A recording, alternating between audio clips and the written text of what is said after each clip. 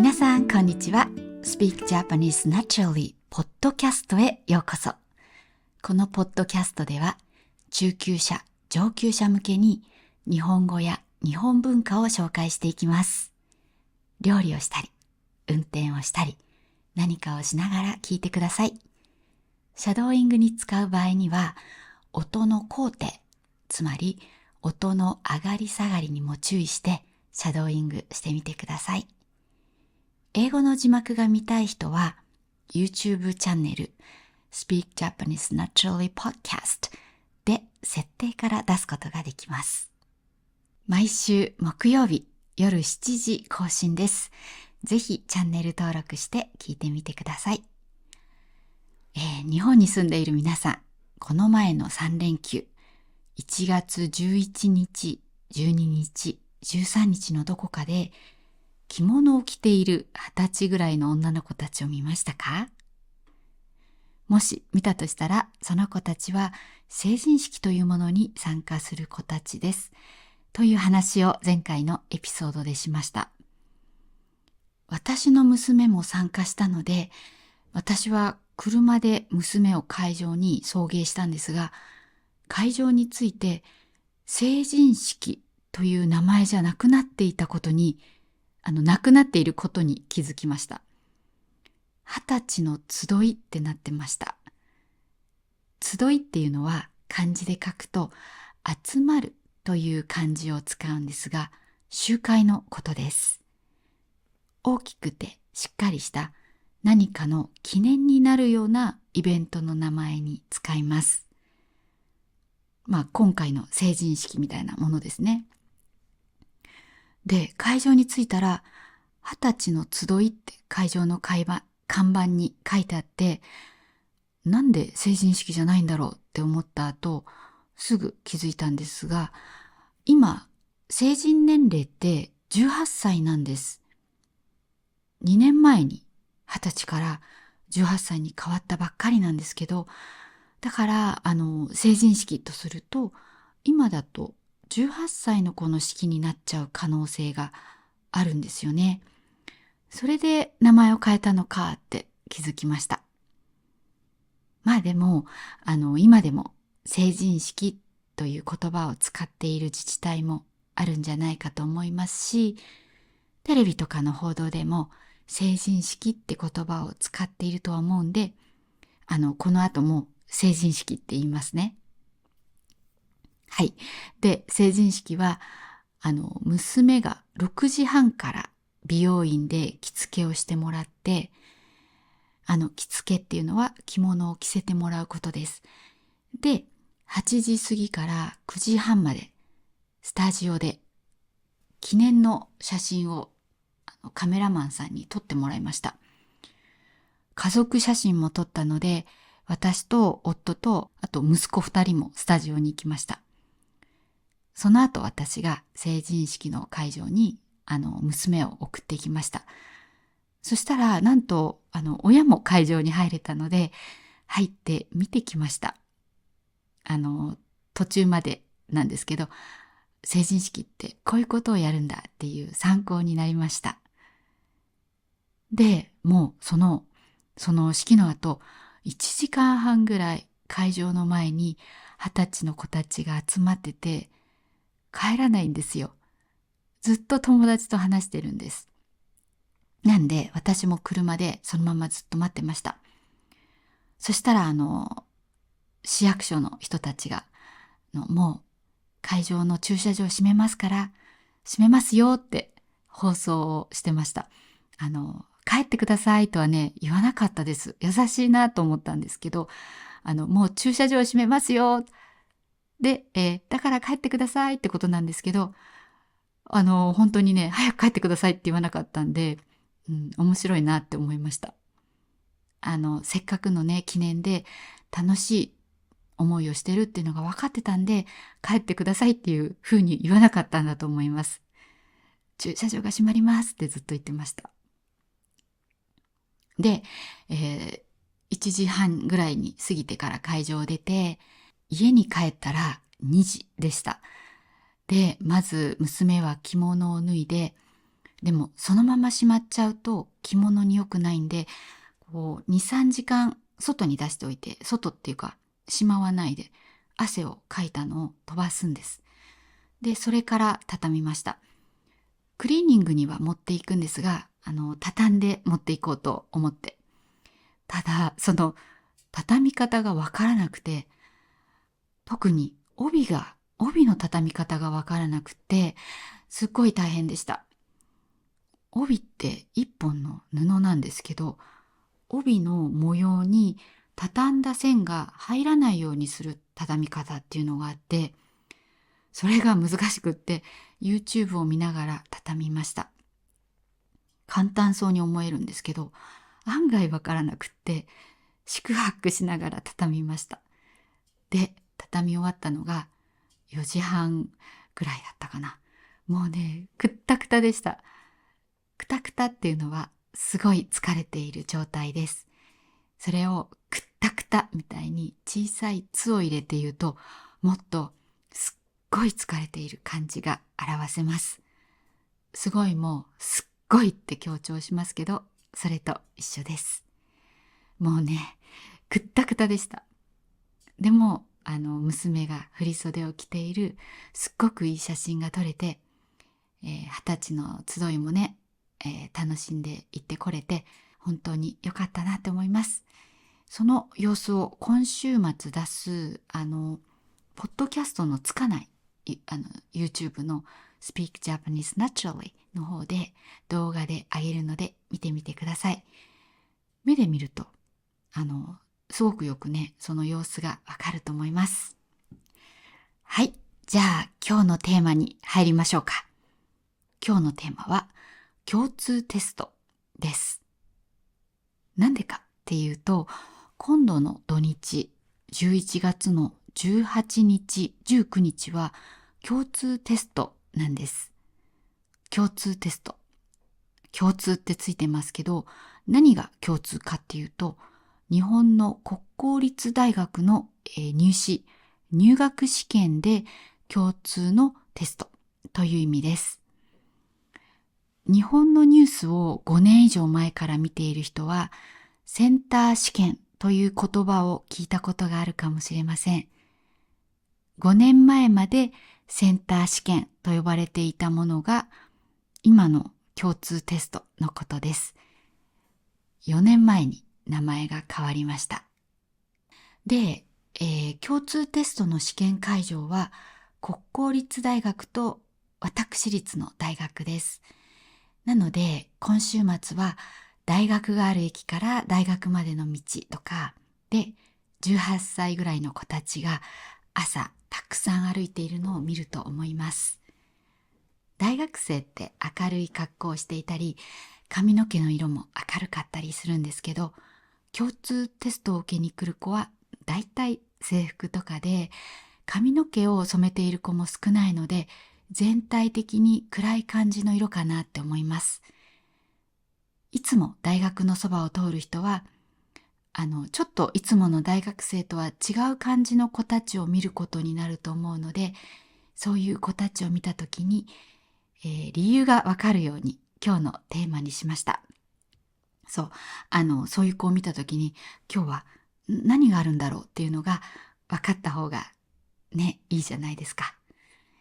あと、日本の大学入試全体の、スケジュール感みたいのも説明するんで、ぜひね、楽しんで聞いてください。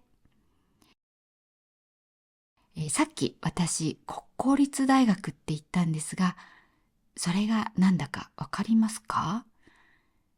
国公立というのは、国立と公立を合わせたものです。国立は日本の国が作ったもので、公立というのは県または市町村、市と町と村が作ったものです。税金で作られた学校です。国公立大学とは別のものとしては、私立大学。これは市町村の市の私立大学と音では区別がつかないので、私立大学と読んだりします。でも普通に言うときは私立大学と言います。で、共通テストはセンター試験と呼ばれていた時から国公立大学の一次試験として使われていました。でももう随分前から私立大学でも使われるようになっています。今はいろんな入試形態があって、昔ながらの勉強中心の入試を一般入試というんですが、一般入試じゃない面接などがメインの推薦入試とかもあります。推薦入試だともう入試が終わってしまって合否が出ているところがほとんどだと思います。例えば、私の私の兄の息子は指定校推薦って言って、その高校から何人その大学に行けるっていう枠があるんです。高校によってどの大学にその指定校推薦の枠がいくつあるっていうのは高校によって違うんですけど。で、甥っ子は指定校推薦の枠をもらえたんです。それは高校の成績とかで決まります。指定校の枠を高校内でもらえれば、大学の面接はあるけど、だいたい入学できるらしいです。で、甥っ子の場合は、11月17日に面接に行って、聞かれたことは通学時間とか志望理由。それはなんでこの大学に行きたいかですね。あと、将来の目標。それから、日本史専攻なので、興味のある時代。それと日本史に関するちょっとした口述試験があったみたいです。口述試験というのは、口で述べるって書きます。口で言うってことなので、書く試験じゃなくて、聞かれた質問に口で答えるものです。でも、難しいものじゃなかったそうです。で、合格が決まったのが12月2日。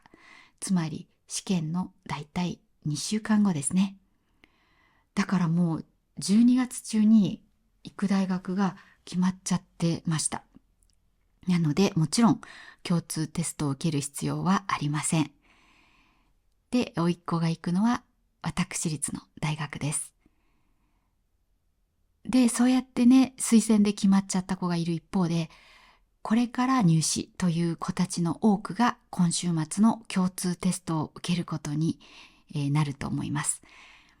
なので、このお正月休み、遊べた子たちと勉強していた子たちがいるわけです。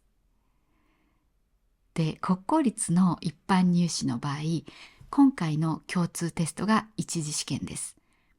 その点数で行きたい大学に出願できるかが決まります。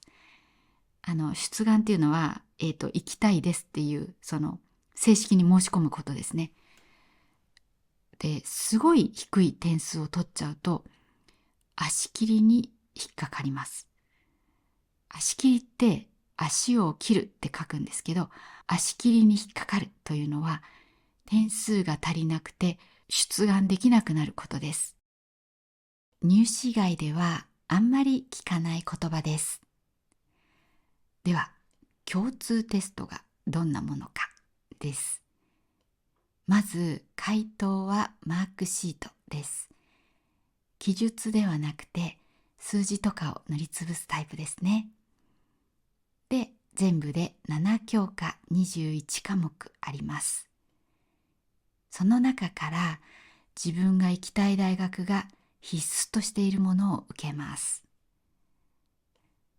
私立で共通テストを使っているところは、だいたい3教科3科目ぐらい。国公立大では6教科8科目を必須とする大学が一般的だそうです。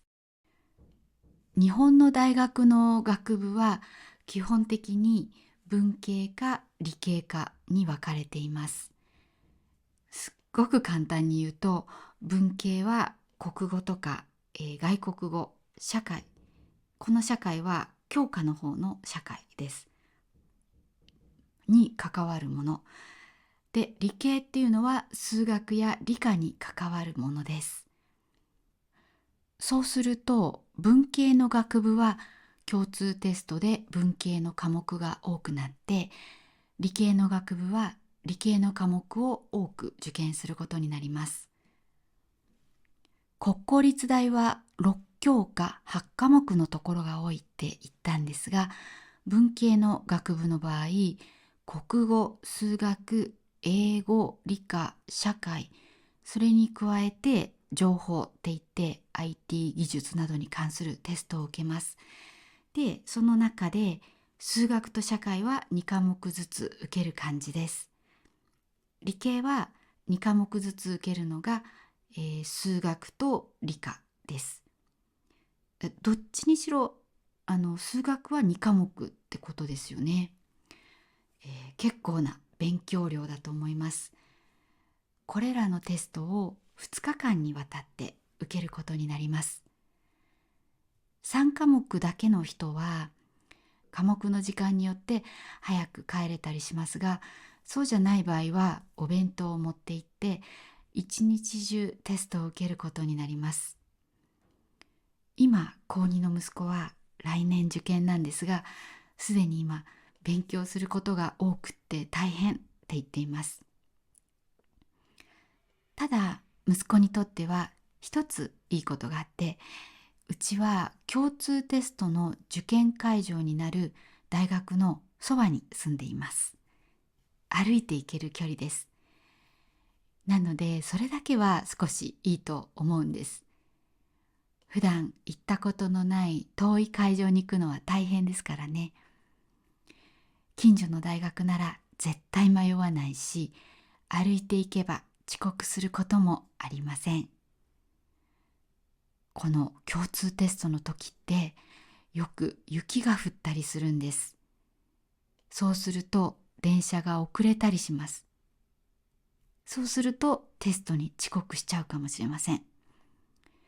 なので歩いて行ける会場で受けられるというのはすごい安心感があります。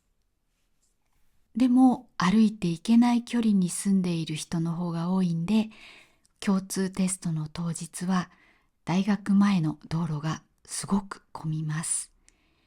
親が車で子供を送ってくるからです。で、自分の子供が受験生じゃないときはいつが共通テストって忘れてるんですよ。で、大学前の通りにたまたま混んでいる時間に入っちゃって、渋滞で車が進まなくなって、あ、今日共通テストの日じゃんって気づくわけです。大学も道が混みすぎちゃうから大学の駐車場を開けてないんです。近くのコンビニも駐車場には共通テストの送迎には使えませんって書いてある看板を持った人が立ってたりします。なのでみんなちょっと離れた道とかで受験する子を降ろしてます。でもね、いずれにせよ道がすっごい混むんです。今年は今週末が共通テストって分かってるんで、朝とかには大学の前の道には近づかないようにしようと思っています。で、共通テストを受けた後なんですけど、自己採点って言って自分で何点取ったかを計算します。で、足切りをされないようだったら行きたい大学に出願します。足切りされる点数だったら足切りされない大学に志望校を変えないといけないんです。足切りされちゃったら試験を受けられなくなっちゃうからですね。で、テストの後1週間ぐらいの間に出願して、二次試験を受けます。二次試験っていうのが大学ごとの試験になります。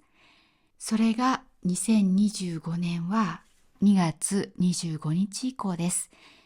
合格発表が3月1日から3月10日で、合格していれば入学手続きを3月15日までにします。